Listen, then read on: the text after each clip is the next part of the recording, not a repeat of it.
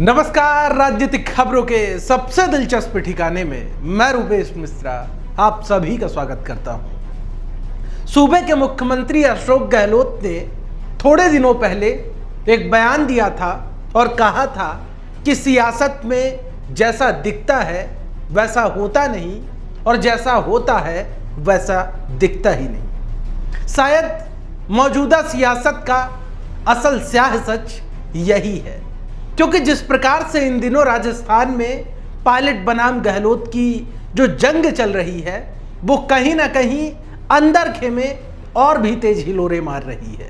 दरअसल सचिन पायलट के सामने दुविधा एक नहीं बल्कि कई हैं। जब से हेमाराम चौधरी ने इस्तीफा दिया तब से ये भी खबरें लगातार सामने आ रही हैं कि क्या सचिन पायलट के इशारे पर हेमाराम ने इस्तीफा दिया। लेकिन जब पायलट पहले दिन मीडिया से मुखातिब होते हैं और हेमाराम के इस्तीफे के प्रकरण पर जब वो चुप्पी तोड़ते हैं तब उन्होंने कहा था कि हेमाराम के इस्तीफा देने के बाद उन्हें मालूम पड़ा कि उन्होंने इस्तीफा दे दिया। अब जाहिर तौर पर जब ऐसे वक्त में पायलट कैंप का कोई विधायक इस्तीफा सौंपेगा और सचिन पायलट को उसकी जानकारी नहीं होगी तो कई प्रकार के सवाल उठेंगे, फिर चाहे वो आपसी समन्वय का हो या फिर कंट्रोल करने का मामला हो। लिहाजा इसी तरह इस मामलात पर भी अब तरह तरह के सवाल खड़े हो रहे हैं और खबर यहाँ तक है कि अब दिल्ली दरबार इस पूरे मामलात पर सक्रिय है। राहुल गांधी, प्रियंका गांधी की खुद इस पूरे मामलात पर नज़र है। अब कब वो पायलट कैंप के विधायकों की बात सुनते हैं, कब उनका निराकरण होता है, ये बात अभी तक खुलकर सामने नहीं आ पाई है। लेकिन राजनीतिक नियुक्ति और मंत्रिमंडल विस्तार का जो मसला है वो बेहद पेचीदा है और इसी को लेकर पायलट कैंप के जो विधायकों की नाराजगी है वो खुलकर सामने आने लगी है। खैर, इन सबके बीच जिस प्रकार से मौजूदा हालात नजर आ रहे हैं उससे एक बात साफ हो रही है कि अभी जून के महीने तक तो कुछ नहीं होने वाला है।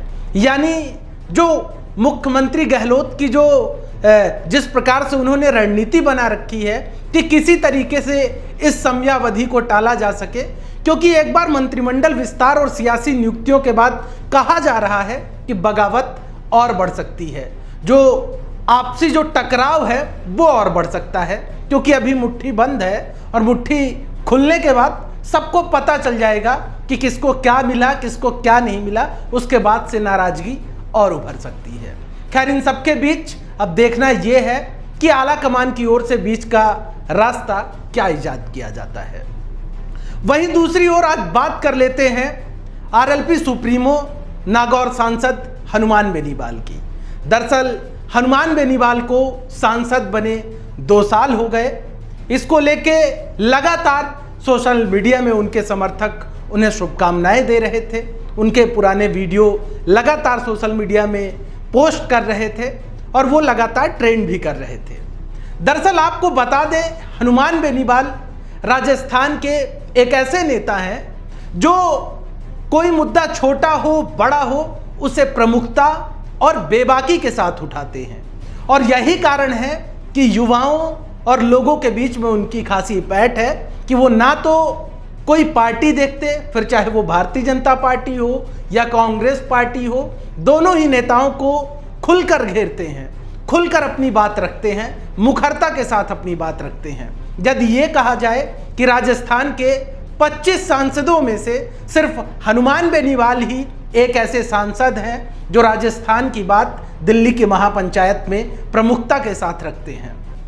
आपको ध्यान होगा किसान आंदोलन का वो मामलात जब बीजेपी के साथ होने के बावजूद हनुमान बेनीवाल ने इस मामलात पर मुखालफत की और बॉर्डर पर ही उन्होंने ऐलान कर दिया कि यदि किसानों का जो कानून बनाए गए हैं केंद्र सरकार की ओर से यदि वो वापस नहीं लेते हैं तो वो भाजपा से अपना एनडीए से अपना नाता तोड़ लेंगे। और अंततः हनुमान बेनीवाल ने यही किया। कुल मिलाकर हनुमान बेनीवाल जिस मुखरता के साथ राजस्थान के मुद्दे उठाते हैं वो इसी बेबाकी और मुखरता के साथ उठाते रहें। और हनुमान बेनीवाल की जो सबसे जो आगामी योजना है वो है आरएलपी पार्टी का विस्तार। और ये बिल्कुल भी एक बात ये भी है कि हनुमान बेनीवाल की जो आरएलपी पार्टी, सबसे बड़ी बात है कि बेनीवाल किसी सियासी रण में उतरने से डरते नहीं हैं। ये अलग बात है कि उन्हें हार हाथ लगती है, कभी जीत हाथ लगती है, लेकिन सबसे बड़ा जो साहस है वो है सियासी रणभूमि में उतरने का, जो हनुमान बेनीवाल के अंदर है। तो कहीं ना कहीं यही एक वजह है कि हनुमान बेनीवाल युवा वर्ग के साथ खासा जुड़े हुए हैं और उनके साथ जो यूथ है वो एक कारवां बना के चलता है। तो दोस्तों, हनुमान बेनीवाल के इस सफलतम 2 वर्ष की उन्हें शुभकामनाएं, और हम आशा करते हैं कि इसी प्रकार से वो राजस्थान के मुद्दे को बेबाकी से दिल्ली दरबार में रखते रहेंगे। दोस्तों, कल फिर हाजिर होंगे सियासत की एक दिलचस्प खबर लेकर। तब तक के लिए नमस्कार।